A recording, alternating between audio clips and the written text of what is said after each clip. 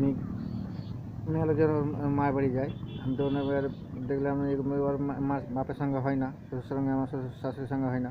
শাশুড়ি মারা গেছে, আমি মাটি দিয়ে যেয়ে নিই, খালাসও দিয়ে নিই। তাই জন্য যে খালাস দিয়ে নিই, তার বাড়িতে যা খাওয়া ঠিক হবে না, আমি যেয়ে না। মেয়ে লোক তোমার হোটেলে খেয়ে দিও, তোমার পয়সা না তোমার খালা বাজিয়ে, হ্যাঁ ঠিক আছে। কাপড় জামা আমাকে বাই করতে হলে মেয়ে লোক, আমি পয়সা আর ওখান থেকে আমি এতবারেও এর সঙ্গে হয় না, আমি মেজবার সঙ্গে হয় না, ওখান থেকে আমি কয়থা গেলাম ডাইরেক্ট। তখন কয়থা যেতে আপনার ওই একটা হয়ে গেল। একটার সময় তখন আপনার মুখে মুড়ি দেয় ভাতের সময়, মুড়ি, রুটি আর মুড়ি, মিষ্টি আর কলা দিলেন, ঠিক আছে, খেয়ে নিলাম। নানি বললে কী করতে আসছো? আমি না ঘুরতে এলাম, আপনার দেখা করতে এলাম। তা কী বলবো ওকে? তা আমার তুমি মামা বাড়ি গেছিলাম, জেনে তাদের মামাকে দেখা করে এসো, ঠিক আছে। আমি ওখান থেকে দেখা করতে গেলাম, তোমার ছোটো মামা শুধু আসছে, এখানে আছে, মামি নাই, ঠিক আছে। তখন আমার এখানে আমার এই মামি নাই, মামাকে তার মামাও নাই, ছোটো মামা নাই, নানিকে দেখা করতে গেলাম, মেজো নানি নাই। ওখান থেকে নানি বলে কী করতে আসছো? দেখা করতে এলাম, যে আমি এই জায়গা আমার আছে, ওখানে আপনার দোকান করবো। নানি বলছে ঠিক আছে, তখন আনা নাই। আমি ওখানে যে কিছু বললাম, ওখান থেকে বেন পালিয়ে এলাম। বুঝে মামার বাড়ি যাবো, মামা তো বলেছিল যদি নানাদের বাড়ি এসো, এই যদি আরে সত্যনারায়ণ ম্যানেজারের বাড়ি এলে আমার বাড়ি আসবে না, ঠিক আছে। নিয়ে ওখানে কিচ্ছু বলে না, ওখান থেকে বেন পালিয়ে এলাম বাড়ি। আর মামার যখন আপনার এই 1 মাস 2 মাস 3 মাস পরে সন্ধ্যার সময় যে সকালে পালিয়ে এসে দেখা করতে গেছি, কী করতে আসছিস?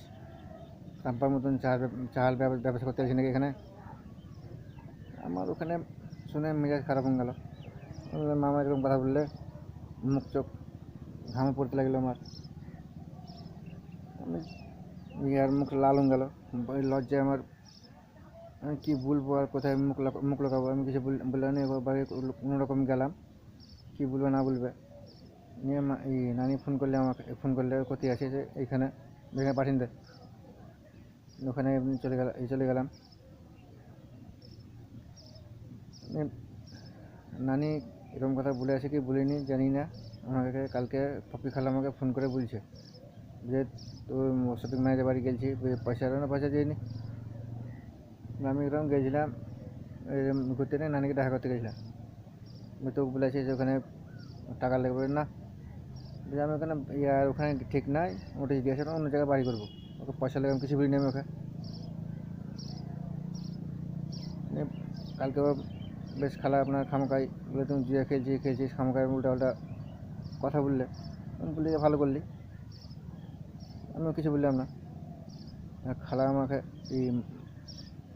মামা আমাকে যখন এরকম বললে এই বাপের মধ্যে ভিক্ষা এই রুম চাহাতে আসছিস, বা ওখানে মার ভাগ পেতো, তা ওখানে ভুঁই বিচেছে কি জানি না, কড়াই বিচেছে। তো আমাকে কালকে ফোন করে বলছে তোমার আব্বার ভুঁই বিচেছে, সে ভুঁইয়ের যাবতীয় রেকর্ড করবে, ওটা অরিজিনাল সার্টিফিকেট চাইছে, তো তুমি অরিজিনাল সার্টিফিকেট বাই করে এনে দাও। তা আমি দেখলাম অরিজিনাল সার্টিফিকেট বাই করে মানে রেজিস্ট্রি হয়ে যাবে, রেকর্ড হয়ে যাবে না, অরিজিনাল সার্টিফিকেট লাগবে। ঠিক আছে এনে দেবো।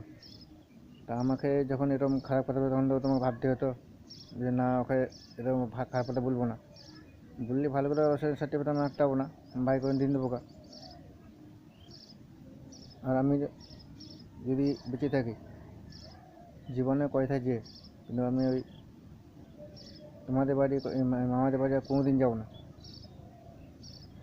ওই কথাতে আমার যখন মামাদের আমাদের বাড়ি আসছিস বাপের মতো চাহাতে আসছিস, তখন মুখ চোখ আমার লাল হয়ে গেল, লজ্জায় ঘামে। আমি কোন লজ্জায় তোমাদের বাড়ি যাবো মামা? তার লেগে আমি আর যাইনি। আর আমার শাশুড়ির সঙ্গে হয় না, শাশুড়ি আমাকে খারাপ কথা বলেছে, বলতো খালাস দিয়ে নি, শ্বশুরের সঙ্গে হয় না বলে আমি ওর বাড়ি জীবনও যাবো না। আর কেন কী বলে আছে, কিসের লেগে বলে আছে, আমি তখন কালকে ভিডিও করে জানাবো।